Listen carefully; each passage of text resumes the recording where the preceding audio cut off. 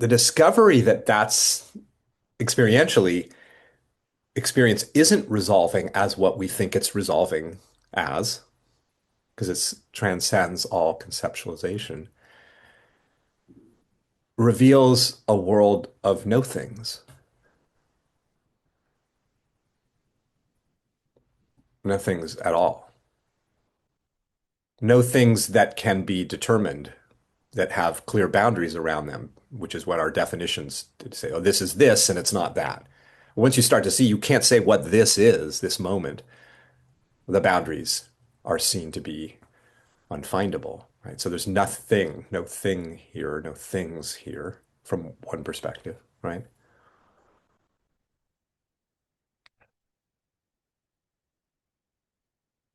Our experience is undivided.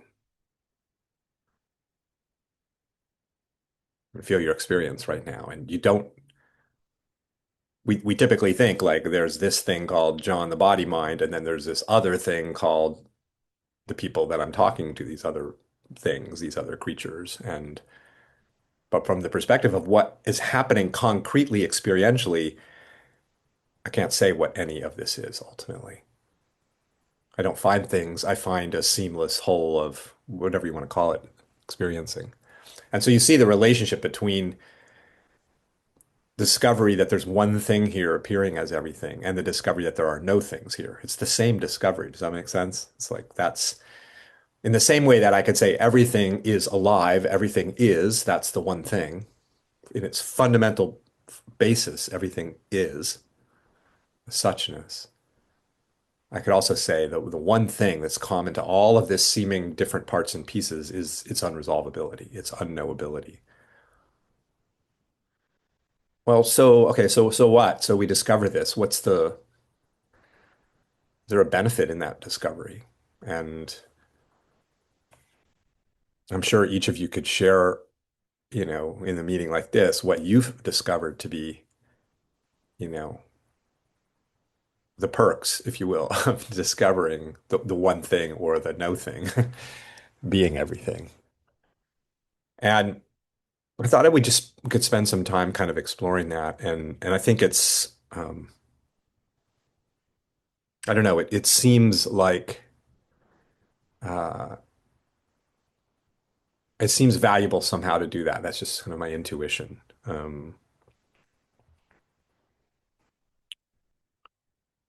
If you look at, I'm teaching a class right now, for example, with my graduate students on stress and stress management. So I've been reflecting on the class is just starting up. I've taught it many times before, but they're reading one of my books in the class, and they're going to get into the book later on in the quarter. And the book is, exploring what is reality as we explore here. I mean, it's a book that some of you have read, This Extraordinary Moment. And it's really all about discovering the unresolvable nature of experience, essentially, that you can't reify this even though we think we can. And so I'm constantly with them trying to put that in the context of like human beings search for psychological health and well-being.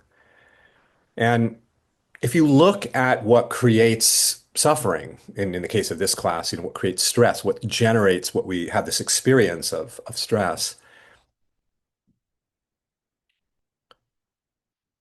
an example of one of those things, and that stress researchers highlight a lot, is this sense of wanting to have control, um, but often feeling like you don't have control. And that feels stressful to people, doesn't it? Ever had that experience? Like, I can't control this. So, to use that one example, when you see that from one vantage, there are no things. And that, of course, remember that discovery of unresolvability of like this is infinite, bottomless, fathomless, everything that arises fundamentally.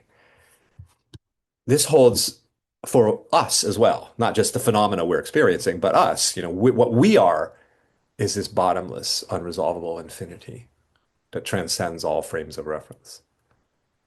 So you see, like how the discovery of this renders the whole project of control moot. You see, there's nothing to control, nothing you can control, and no one. who you can find to be the controller. That's one example. It's like control. Control what? What's here that we think I want to get a grip on, an emotional state, a mental state, a circumstance. When you feel your experiences, I'm always just harping on, just feel what's here and highlighting the way in which it's so slippery, it's so unstable. It's here for no time. So our effort to control, again, a real driving force of our distress and our stress and our unhappiness, our failure to be able to control or our fear that we won't be able to control things. It's just like it's rendered like kind of irrelevant from the standpoint of there aren't things here to control. So that's one example.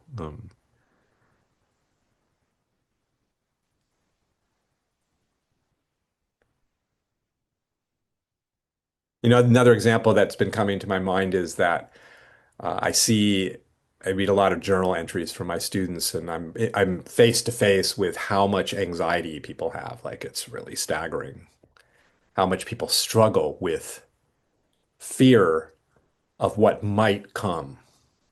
And there's a certain amount of wiring in the physical organism that, like, I get that, like if you think of us from one perspective as these biological creatures trying to sustain themselves, like from a survival point of view, it's like, sure, I want to be like on the lookout for potential threats, right? But unless one is actually in an environment where, let's say, there's actual like threats, whatever bombs going off, or most of the time the threats are being imagined, aren't they? And one of the things about the human body is that it can treat imagined threats as if they're actual threats, and we'll have that experience, right? We all know what that's like.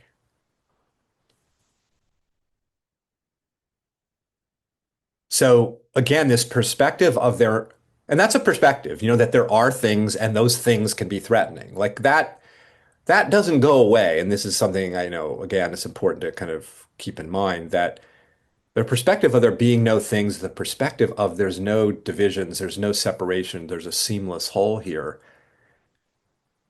I could see that now. I could feel that perspective, the reality of there being just this flow of experiencing this ungraspable flow that has no division in it. And yet here's the divided world. Like that world doesn't go away, not in my experience. It's here. It's the world of form. And the world of form can bring with it a sense of vulnerability, a sense of potential threat and harm. And then the system, the body-mind system as a form in relationship to other forms can feel a sense of fear, a sense of anxiety, a sense of worry, a sense of bracing itself against the potential threats. Like that's a big part of stress, like the tension of like, right, what's coming. And meanwhile, this perspective of there's no things here. I mean, and I mean that literally, there are no things here from the experiential perspective, right? There's nothing to brace oneself against, and there's no one there to brace, you see. You feel the absolute relief of that. There's no threats. This indescribable, fathomless infinity of being, or whatever you want to call it, the mystery, is it cannot be destroyed by anything. And within that operates a creature, one of its expressions is being a creature that can be harmed and threatened. And like that's all there. And then there's also what's here, which is this undivided, fathomless, limitless expanse of being, of existence. And there's nothing outside of that. If you feel your experience right now, the flow of experiencing, which is what you're always feeling, there's nothing outside of that experience to harm the experience. There's just experience as far as consciousness can see. Everything is experience. And so that has a very different felt sense, doesn't it? Like the more we see that and become familiar with that perspective and have access, more and more kind of random access to like, oh yeah, well, there's that too. Not as an idea, but as a felt sense. Well, it just changes what it's like to move through the world, seemingly, doesn't it? Again, from a kind of well-being standpoint. It's like you go to the party and you're worried about what all these other people are thinking and wondering about you and will that you come across in a certain way you hope to come across, these people you've never met, and there's this kind of social anxiety and self-consciousness. I mean, this is a very common human experience. And all of that comes out of the divided perspective, doesn't it? The perspective of there being things, people, places, and things interacting with other people, places, and things. So that's all there. And meanwhile, to the extent that that's what we're orienting to principally, then we'll have these experiences of, oh my God, like again, that sense of I need to protect myself and brace against, the judgments of others and all the psychological defenses. And then from the perspective of like, there's just this flow of, you go to the party and all that's there is experience, unbounded experience, unresolvable flow of being. That's there too, isn't it? And what's that like? It's just freedom. It's pure freedom, isn't it?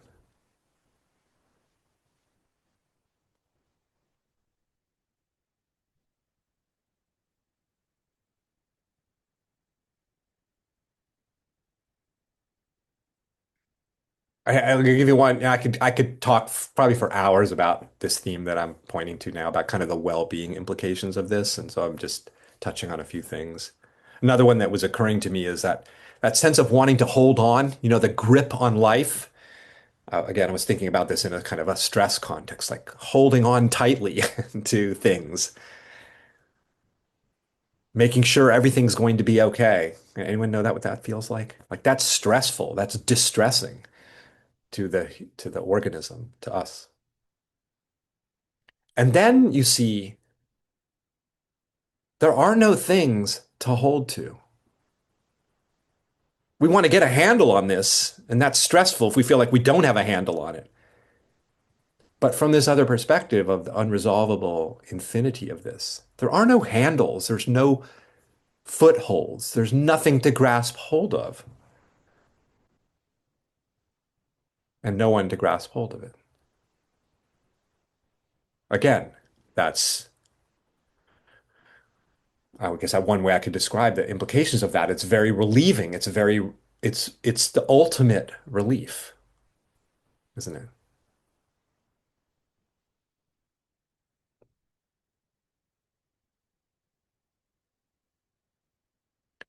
You think about I think it's the last chapter, one of the last chapters in my most recent book. And I think the title of it is something like "There's nothing here to resolve." And I'll kind of end with this one, and then we can open it up for some conversation. But something arises experientially, circumstantially, a situation that we feel requires our attention and resolution, our fixing and right, whatever we imagine is broken about us, about the circumstance or the situation. And then we're trying to resolve it and we're putting all this energy into the resolution of it. And it's stressful if we feel like we can't resolve it. We can't get to figure it out, right? We can't fix it somehow. And then there's a perspective of there's no things here. Because this infinity is in its infinity, it never resolves as something finite. And we are literally feeling that irresolvability right now. Go ahead, try to grasp hold of the moment and turn it into a thing, and then determine that that thing you've turned it into descriptively requires a resolution, a problem solving. It's like, no, life is just flowing, endlessly opening and opening and opening and never actually landing somewhere and becoming something that could be broken, that could need resolution. You could say the moment resolves itself in the instant of its arising. It is gone. This last second, boom, it's gone. What are you going to resolve? What are you going to fix? Do you see? Just gone. Each instance like that. It just resolves itself, releases itself, frees itself in each instant. So from that perspective, again, there is another perspective, like problems arise, my arm is broken, I'm going to fix the broken arm, I'm going to resolve that situation, or my relationship feels like it needs some mending and some repairing, and I fix that. So that's all there. There is no negating that perspective. There's just, you could say, discovering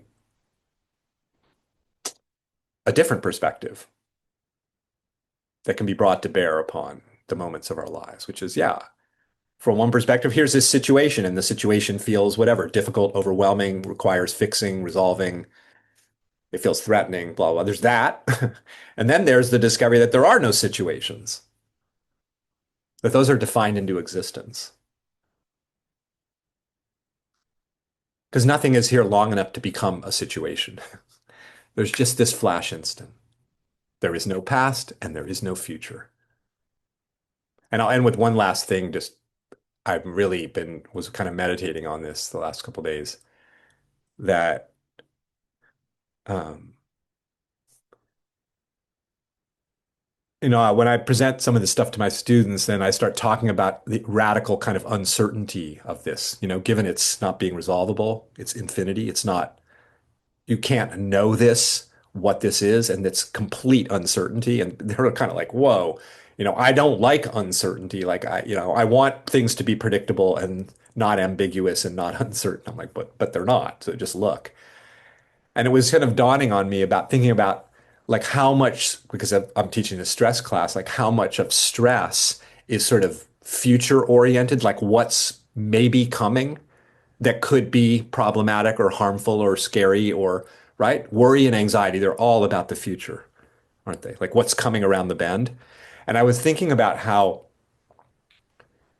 completely unknowable the future is, how it's utterly uncertain as to what's arising in the next instant, isn't it? And I was thinking, that's actually, from one perspective, that seems like the ultimate stressor to not know what's coming. But if you can't know what's coming, then what is there to worry about? You see? I just feel that for a moment that the future is entirely unknowable. And that all of our ideas about what might happen and then the fears that can arise based on those imagined futures are total imagination. Like you do not know what's coming, and you could never know what's coming. Like what's the next perception going to seem like? I have no idea. It's just there is no future. There's just this. You see? So it turns out that radical uncertainty about the future is freedom from stress, not knowing the future. Sounds like counterintuitive, but yeah. All right. More to say, but we'll save it for another time, maybe.